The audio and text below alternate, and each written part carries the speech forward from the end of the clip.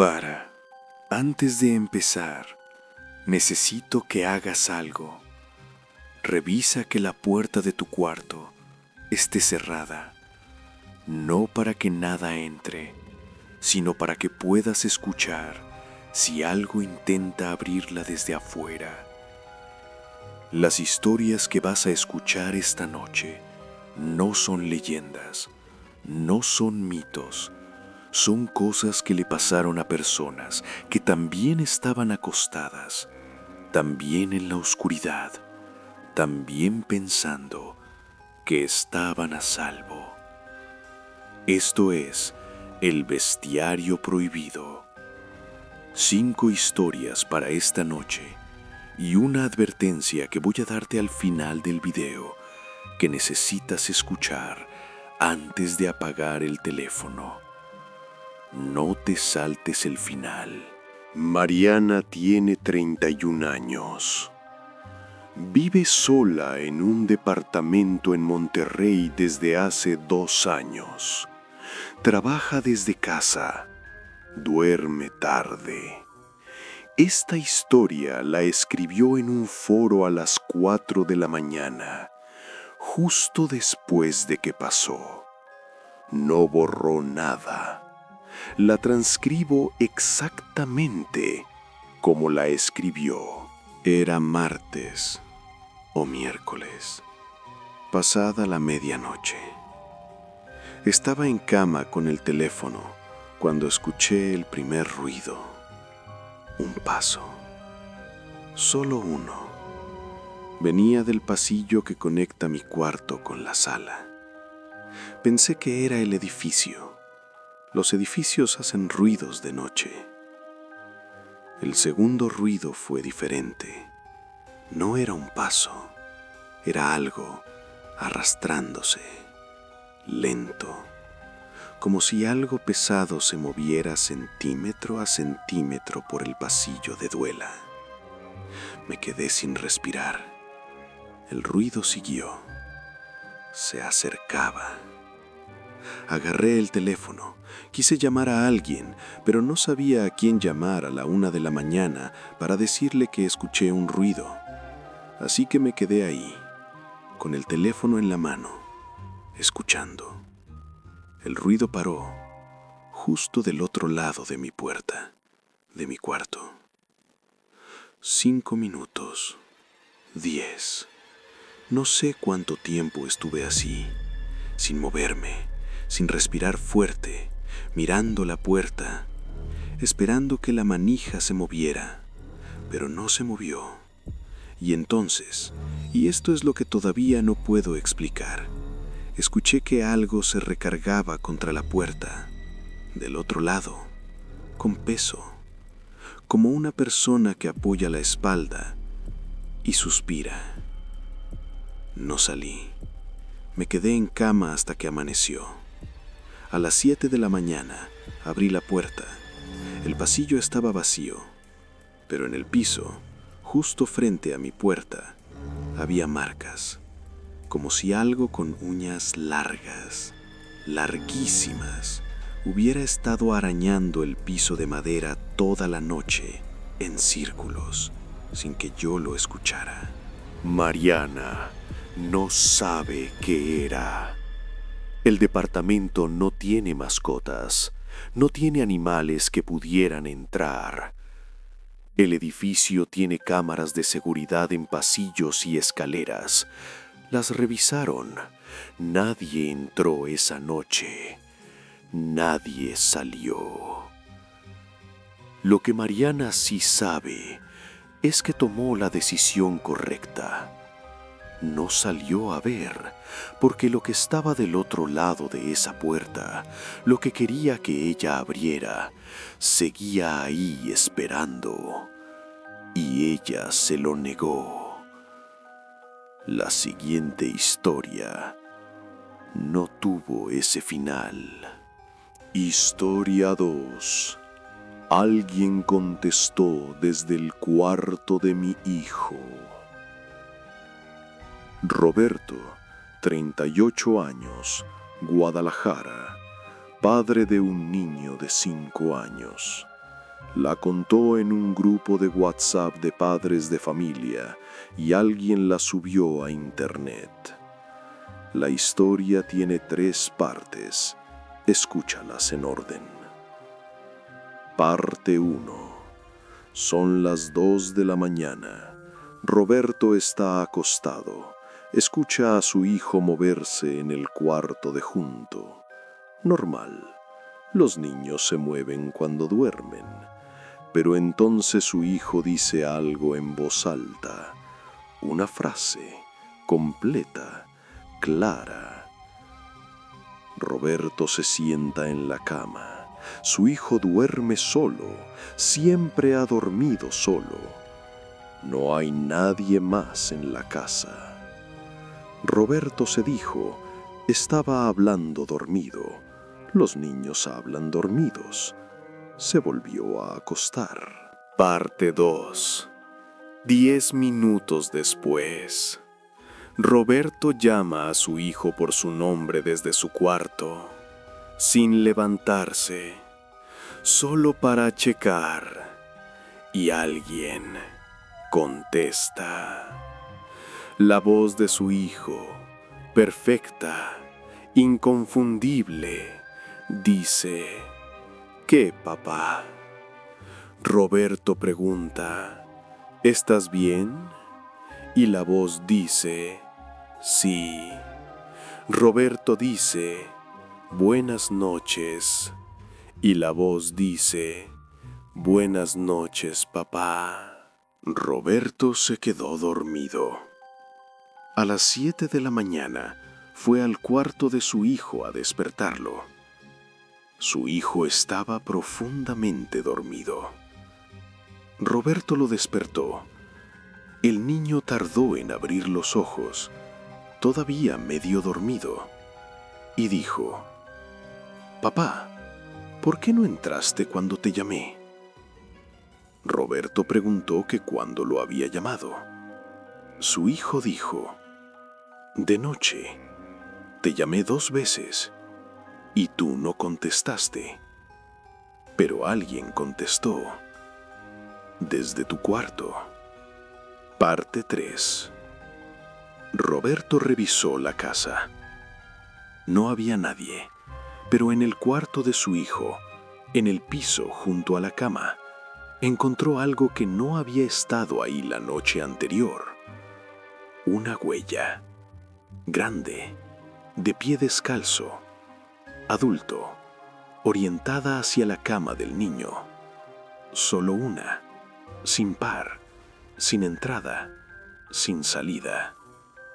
Roberto mandó a su hijo a casa de los abuelos esa semana. Contrató a alguien para que revisara la casa. No encontraron nada.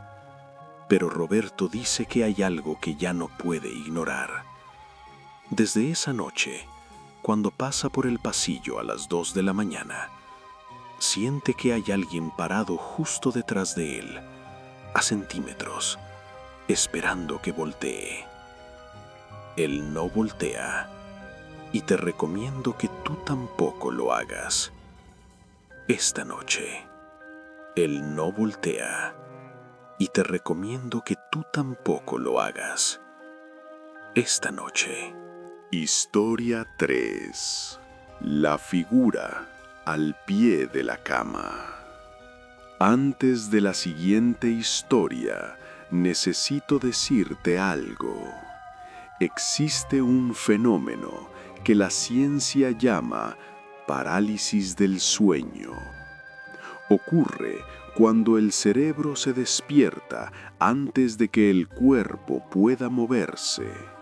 Y en ese estado, el cerebro genera alucinaciones, figuras, presencias, a veces al pie de la cama. Lo que le pasó a Sandra en Oaxaca no encaja con la parálisis del sueño, y voy a explicarte exactamente por qué. Sandra se despertó a las 3:17 de la mañana, ese número de nuevo, y no podía moverse. Pensó en la parálisis del sueño, había leído sobre eso. Intentó tranquilizarse y entonces vio la figura al pie de su cama. Alta, delgada, sin características definidas, como una sombra con volumen, parada entre los 2 metros que separan la cama de la pared, sin moverse. Sandra cerró los ojos, los abrió, seguía ahí. Los cerró de nuevo, los abrió, seguía ahí. Estuvo así 20 minutos, sin poder gritar, sin poder moverse, solo mirándola. Y aquí está el detalle que no encaja con la parálisis del sueño. Su esposo estaba acostado a su lado, y cuando pudo moverle el brazo para despertarlo, él también vio la figura, y él no tenía parálisis del sueño. Estaba perfectamente despierto y se quedó exactamente tan paralizado como ella. La figura estuvo ahí hasta las 4:05 de la mañana, 48 minutos exactos. Luego desapareció. No se movió hacia la puerta, no se fue por la ventana, solo dejó de estar. Lo que Sandra y su esposo describieron independientemente, sin comparar notas hasta después, coincidió en un detalle que ninguno de los dos había mencionado. La figura no miraba a Sandra, no miraba al esposo, miraba al rincón de la habitación, al rincón vacío que está entre la cómoda y la pared, como si hubiera algo ahí que ellos no podían ver. Al día siguiente, movieron la cómoda. Detrás de ella, en la pared, alguien había dibujado algo hace mucho tiempo, con lo que parecía un clavo o algo puntiagudo, un símbolo, repetido 3 veces, cubierto por años de pintura que se había descascarado justo lo suficiente para que se viera. Sandra no supo qué era el símbolo. Tomó una foto, la mandó a un amigo que estudia historia. Él tardó 2 días en contestar. Cuando lo hizo, solo dijo: pinta esa pared, hoy, no mañana, y no me preguntes por qué. Historia 4. Los golpes debajo del piso. Esta la cuento rápido, porque así la vivió Cristina. Rápido, sin tiempo de pensar.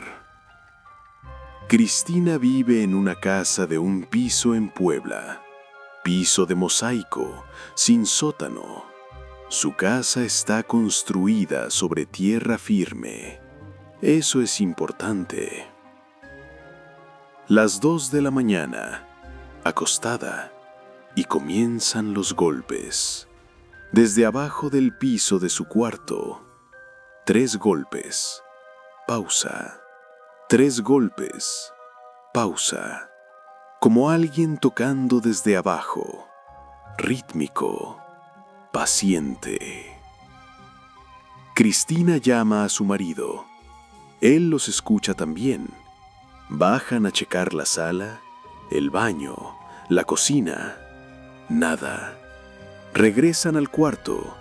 Los golpes siguen. Solo en el cuarto. Solo debajo de la cama.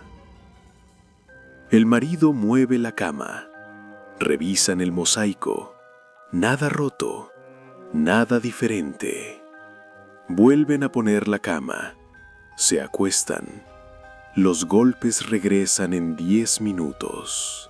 Esto pasó 4 noches seguidas. La 5ª noche, Cristina decidió grabar con su teléfono. Puso el teléfono en el piso bajo la cama, micrófono hacia abajo, y se acostó a esperar. Los golpes llegaron. Ella los escuchó. Su marido los escuchó. El teléfono los grabó. Pero hay algo más en la grabación, entre golpe y golpe, casi inaudible, que ninguno de los dos escuchó en ese momento, porque estaban demasiado asustados para prestar atención. Una respiración, lenta, regular, exactamente debajo del mosaico, como alguien que lleva mucho tiempo ahí abajo, esperando en la oscuridad, sin cansarse, sin desesperarse, solo esperando que alguien mueva esa cama y levante ese mosaico para ver qué hay debajo. Cristina y su marido no levantaron el mosaico. Vendieron la casa 3 semanas después. El nuevo dueño nunca reportó nada extraño, pero Cristina dice que hay algo que todavía no puede sacarse de la cabeza. Los golpes siempre eran exactamente 3, nunca 4, nunca 2, 3. Como si algo supiera que ese número específico iba a ser suficiente para mantenerlos despiertos sin que se decidieran a investigar, como si hubiera estudiado exactamente cuánto necesitaba para torturarlos sin que se fueran. Historia 5. La última. Esta llegó al canal hace unas semanas. El usuario pidió que no diéramos su nombre. Solo dijo que vive en Ciudad de México, que tiene una cámara de seguridad en el pasillo de su departamento y que lo que grabó esa noche todavía lo tiene en el teléfono porque no sabe qué hacer con eso. La cámara graba en bucle, 24 horas. Guarda los últimos 30 días. Él la instaló porque le habían robado a un vecino. Nunca había visto nada raro, hasta el 14 de noviembre. Las 3:03 de la mañana. El pasillo vacío. La cámara detecta movimiento y empieza a grabar. Él lo ve al día siguiente, desayunando, sin pensar que va a encontrar nada. En el video, el pasillo está solo, pero la cámara sigue grabando. Detectó movimiento. Algo activó el sensor. Y entonces, en el extremo derecho del encuadre, casi fuera de cuadro, como si algo supiera exactamente dónde termina el ángulo de la cámara, hay una mano. Solo una mano, blanca, larga, asomándose desde el borde del pasillo, desde la esquina que la cámara no alcanza a ver. Los dedos están extendidos, como si estuviera midiendo el encuadre, como si hubiera ido a verificar hasta dónde llegaba la cámara. 5 segundos y la mano desaparece. Él revisó la grabación toda la noche, nada más. Revisó la semana anterior, nada. Revisó la semana siguiente, nada. Solo ese momento, solo esos 5 segundos, solo esa mano.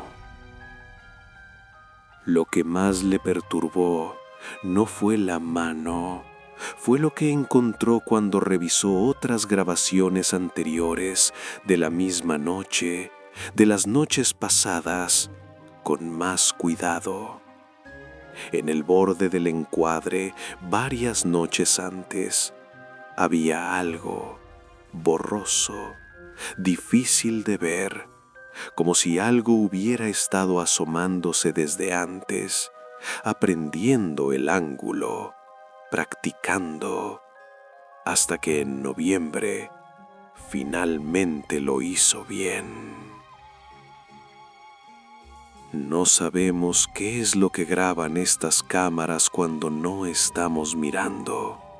No sabemos qué pasa en los pasillos de nuestras casas a las 3 de la mañana. Y quizás eso está bien, porque algunas cosas son peores cuando las ves. Te prometí una advertencia al final. Aquí está.